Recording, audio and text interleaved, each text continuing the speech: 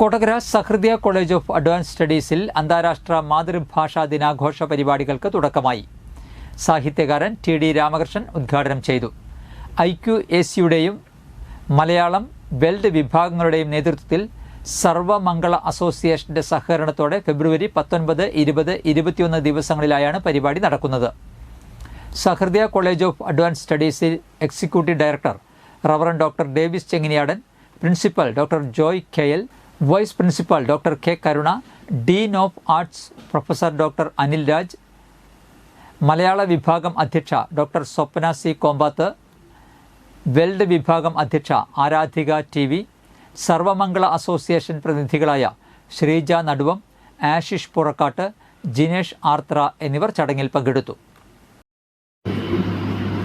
ചിലതൊക്കെ ഞാനും പറയണമെന്ന് ആഗ്രഹിച്ച് വന്നൊക്കെ പറയും. പക്ഷേ ഇതൊക്കെ മുമ്പേ പറഞ്ഞുകൊണ്ട് വീണ്ടും ഒരു ആവർത്തനമാകാതിരിക്കാൻ വേണ്ടി അത് വീണ്ടും പറയുന്നില്ല. അവരോരോരുത്തരും പറഞ്ഞ കാര്യങ്ങളെല്ലാം നിങ്ങൾ മനസ്സിൽ സൂക്ഷിക്കുക, നിങ്ങളുടെ മുന്നോട്ടുള്ള ജീവിതത്തിൽ. അപ്പം അതുകൊണ്ട് നമ്മുടെ ഉപയോഗിക്കുന്ന വാക്കുകളിലൂടെ വീണ്ടും മഴത്തുള്ളി പോലെ എന്ന് പറഞ്ഞാൽ അതിനധികം പ്രാധാന്യമില്ല. തുള്ളിക്ക് എന്ത് പ്രാധാന്യമുണ്ട്?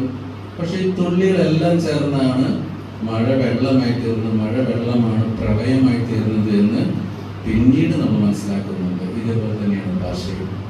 നമ്മളിലൂടെ, നമ്മുടെ നാവുകളിലൂടെയാണ് ഭാഷയുടെ സംശുദ്ധിയും അതിൻ്റെ സാഹിത്യ ആവിഷ്കരണവും വെളിപ്പെടുന്നത്.